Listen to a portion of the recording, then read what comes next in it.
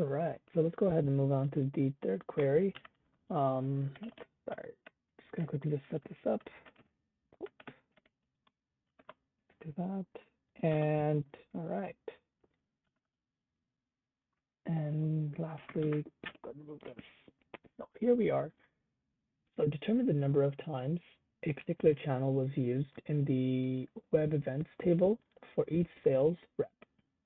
Your file table should have three columns: the name of sales rep, the channel, and the number of occurrences. Order your table with the highest number of occurrences first. So channel appears in the web events. So first I'm gonna just break this down with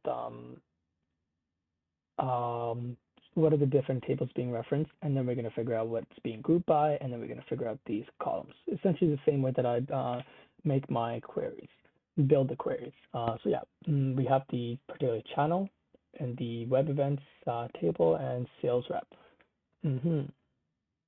Okay, so it's essentially just going to be, so interesting to see that web events is here, accounts is here, however, sales rep is over here. So it looks like it's going to be a little, it's going to be a join, including another table that's not really going to be referenced for our query, but let's go ahead and get that started. So let's start off with web events. Okay, web events, set that up as W, join on, accounts, and set that up as that. On w.id, oh nope, w.account ID, and a.id, join sales rep, sales rep dot thing, and now it's going to be I'm gonna have to join accounts with sales. So that's going to look like a dot sales rep ID equals s dot ID. Okay, now going back to our queries, I'm sorry, going back to what's being asked, determine the number of times a particular channel was used in the web events table for each sales rep. So for each sales rep, a particular channel, right? So the way I see that is, I know that for each sales, that's definitely going to be a group by, but I'm really trying to, and a particular channel, because multiple sales reps can use multiple channels to essentially make their sales. However, we want to group it by the sales rep and as well as the channel. So that is going to basically lead us to doing the following. So that's going to be sales.name. That's saying that we want the name of the sales rep, right? And particular channel. So it's going to be w.channel. And then order by. Let's go ahead and take care of this just in a little bit. So select just three columns. So s.name, w.channel. Okay, and then now we have to do number of times a particular channel was, the number of particular times the channel was used. So what that looks like is going to be accounts, and we're going to do w.count. Or would it be, or would it, should I just do all of it, just in case channel's not defined? But that wouldn't make any sense, would it? I'm just stuck thinking about the foreign key aspect, because the foreign key is of course going to be the ID in this, but could there be a possibility of a web event or any of one of these, or any of these two missing? Like there could be a record where the channel's missing or occurred at missing.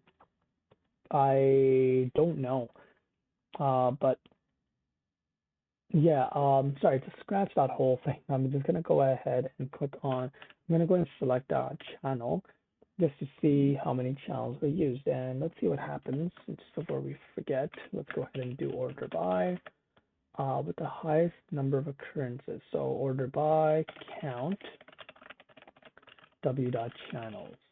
Okay, highest to lowest. So that's going to have to be descending. Okay. PR sales rep does not exist. Okay, where did I mess it up? Sales reps. Join on sales reps. I think that's going to be sales reps. Okay. So, okay. So just looking at this, so we have the name of the salespeople, sales reps. We have the channels, and then we also have um, ordered by count. So what it looks like is that it's pretty much direct for a little while, for quite a bit of time, and then we are going to group it by, and then we got organic and Facebook and AdWords and etc. So I'm going to check out the solution for this one, just because I'm a little interested to see what they use to count to get an accurate count on. Determine the number of, okay, that's where we are. Let me go and scroll up so we don't get to see the fourth query's answer just yet. So name, channel, and count. And they set it up as number of events. Okay, so count, web events, and sales were joined on. So that was the full set.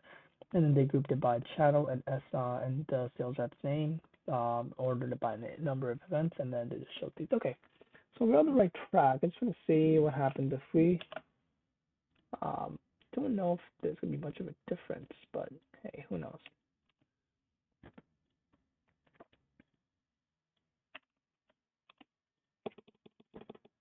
Hmm. What's it? Different?